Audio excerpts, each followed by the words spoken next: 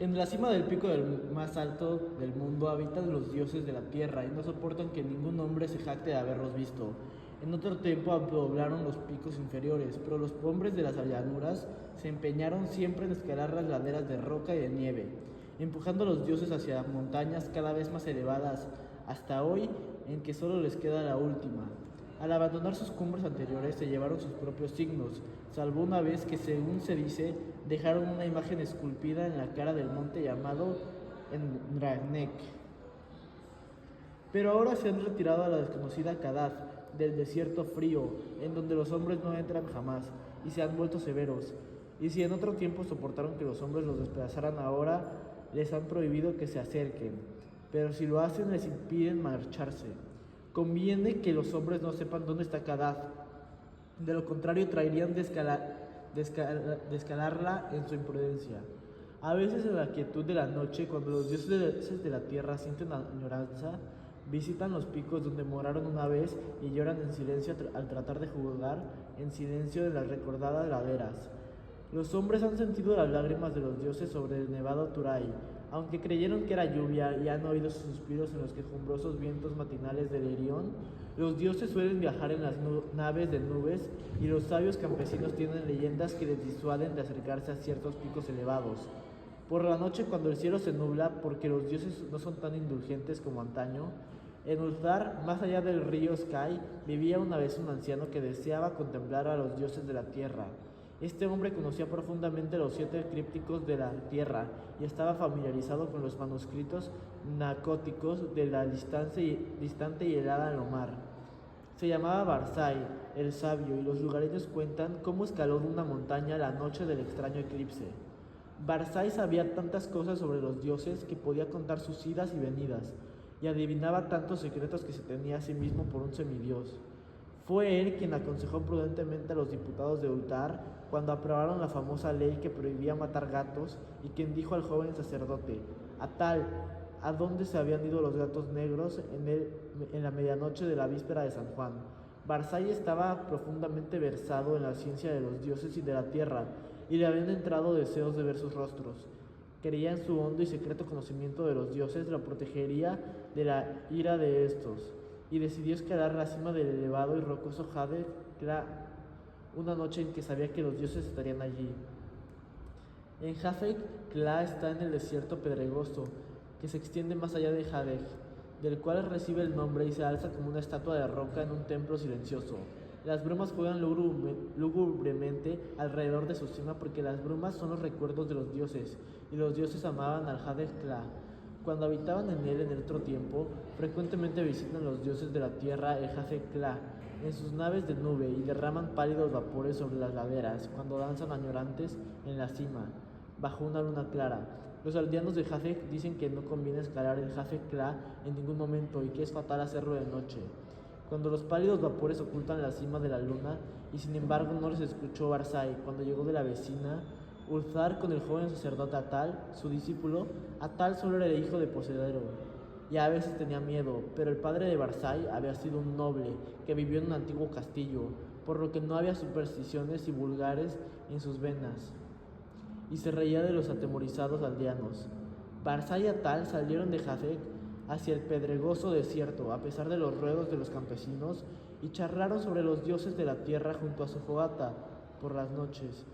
Viajaron durante muchos días hasta que divisaron a lo lejos al altísimo Jafek Kla con su lado de lúgubre bruma. El 13º día llegaron al pie de la solitaria montaña y Atal confesó sus temores. Pero Barzai era viejo, sabio y no conocía el miedo, así que marchó delante osadamente por la ladera que ningún hombre había escalado desde los tiempos de Sansú, de quien hablan con temor los mohosos manuscritos nacóticos. El camino era rocoso y peligroso a causa de los precipicios y acantilados y alaúdes. Después se volvió frío y nevado, y a Barzai y a Tal resbalaban a menudo y se caían mientras se abrían caminos con bastones y hachas.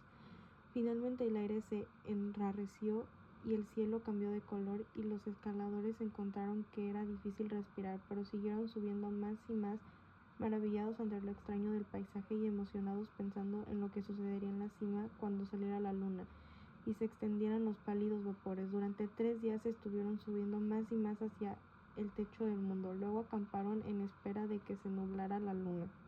Durante 4 noches esperaron en vano las nubes mientras la luna derramaba su frío resplandor a través de las tenues y lúgubres brumas que envolvían el mundo pináculo. Y la 5ª noche en que salió la luna llena, Barzai vio unos nubarrones densos a lo lejos por el norte, y Niatal se acostaron observando cómo se acercaban, espesos y majestuosos. Navegaban lenta y deliberadamente, rodeando el pico por encima de los observadores, y ocultaron la luna y la cima. Durante 1 hora larga estuvieron observando los dos mientras los vapores se arremolinaban y la pantalla de nubes se espesaba y se hacía más inquieta. Barzai, un versado en la ciencia de los dioses de la tierra, y escuchaba atento a los ruidos, pero Atal, que sentía frío de los vapores a medio de la noche, estaba aterrado, aunque Barzai siguió subiendo más y más y le hacía señas ansiosamente para que fuera también. Atal tardó mucho en decidirse en seguirlo. Tan densos eran los vapores que la marcha restauraba muy penosa, y aunque Atal lo siguió al fin, apenas podía ver la figura gris de Barzai en la borrosa ladera arriba a la luz nublada de la luna. Barzai marchaba muy delante a pesar de su edad. Parecía escalar con más soltura y facilidad que Atal, sin miedo al pendiente que empezaba a ser demasiado pronunciada y peligrosa, salvo a un hombre fuerte y temerario, sin detenerse, rocas y precipicios, resbalando y tropezando, sobrecogidos a veces ante el impresionante silencio de los fríos y desoldados pináculos y mudas pendientes de granito. Súbitamente Barzai desapareció de la vista de Atal, y salvo una tremenda cornisa que parecía sobresalir a cortar el camino a todo escalón que no tuviese inspirado por los dioses de la tierra, Atal estaba muy abajo pensando qué haría cuando llegara a dicho punto, cuando observó curiosamente que la luna había aumentado, como si el despejador pico y algún de reunión de los dioses estuviese muy cerca, y mientras gateaba hacia la cornisa saliente y hacia el cielo iluminado, sintió lo más grande terror de su vida. Y entonces, a través de las bromas de arriba, oyó la voz de Barzai que gritaba locamente de gozo: he oído a los dioses de la tierra cantar dichosas en el Jantecla. Barzai, el profeta, conoce las voces de los dioses de la tierra. Las brumas son tenues y la luna brillante. Hoy verá a los dioses danzar frenéticos en el Jantecla que tanto amaron en su juventud. La sabiduría hace a Barzai más grande que los dioses de la tierra, y los encantos y barreras de todo ello no pudieran nada en contra de su voluntad. Barzai contempla a los dioses de la tierra, aunque ellos detesten ser contemplados por los hombres. Atal no podía oír las voces de Barzai. Oía, pero ahora estaba cerca de la cornisa y buscaba un paso, y entonces oyó crecer la voz de Barzai de forma más sonora y estridente. La niebla es muy tenue y la luna arroja sombras sobre las laderas. Las voces de los dioses de la tierra son violentas y airadas. Temen la llegada de Barzai, el sabio más grande que ellos. La luz de la luna fluctúa y los dioses de la tierra danzan frente a ella. Veré danzas en sus formas, saltando y aullando a la luz de la luna. La luna se debilita, los dioses tienen miedo. Mientras Barzai gritaba estas cosas, Atal notó un cambio espectral en todo el aire, como si las leyes de la tierra cedieran ante otras leyes superiores. Porque aunque el sendero era más profundo que nunca, el ascenso se había vuelto espantosamente fácil, y la cornisa apenas fue un obstáculo cuando llegó a ella. Trepó peligrosamente por su cara convexa. El resplandor de la luna se había apagado extrañamente, y mientras Atal se adelantaba en las brumas monte arriba, oyó a Barzai el sabio grito entre las sombras: la luna es obscura y los dioses danzan en la noche. Hay terror en la noche, hay terror en el cielo, pues la luna ha sufrido un eclipse que ni los libros humanos ni los dioses de la tierra han sido capaces de predecir. Hay una magia desconocida en el Jantecla, pues los gritos de los dioses asustados se han convertido en risas y las laderas en hielo. Así siguen interminablemente hacia los cielos tenebrosos en los que ahora me sumerjo. Al fin En la débil luz he percibido a los dioses de la tierra. Y entonces Atal, deslizándose en el monte arriba con vertigosa rapidez por inconcebibles pendientes, oyó en la oscuridad una risa repugnante mezclada con gritos que ningún hombre puede haber oído, salvo en la fleguetone de inenarrables pesadillas. Un grito que vibró el horror y la angustia de una vida tormentosa, comprimida en un instante atroz. Los dioses del infierno exteriores que custodian a las debilidades dioses de la tierra. Aparta la mirada, retrocede, no mires, la venganza de los abismos infinitos, ese maldito, ese condenado precipicio.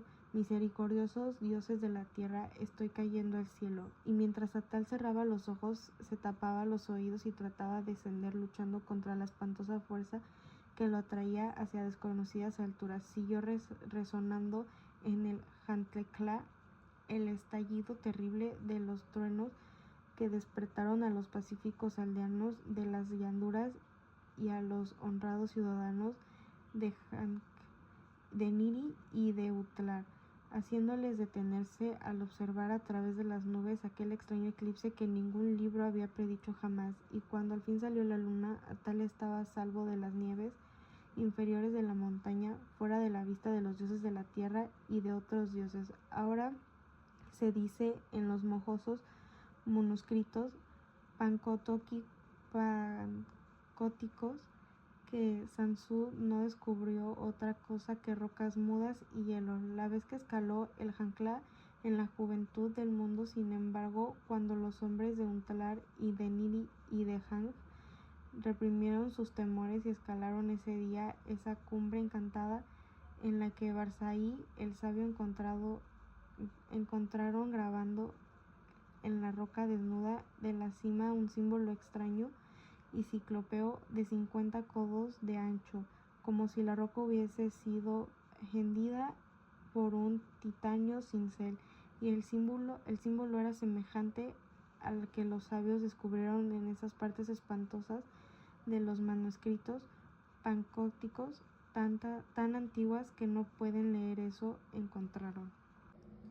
Jamás llegaron a encontrar a Barzai el sabio, ni lograron convencer al santo sacerdote Atal para que se rezase por el descanso de su alma. Y todavía hoy las gentes de Utlar y de Nir y de Jafek tienen miedo de los eclipses y rezan por la noche cuando los pálidos vapores ocultan la cumbre de la montaña y la luna. Y por encima de las brumas de Jafek, los dioses de la tierra danzan a veces con nostalgia porque saben que no corren peligro y les encanta venir a la desconocida Hadak en sus naves de nube y a jugar como antaña, como hacían cuando la tierra era nueva y los hombres no escalaban las regiones inaccesibles.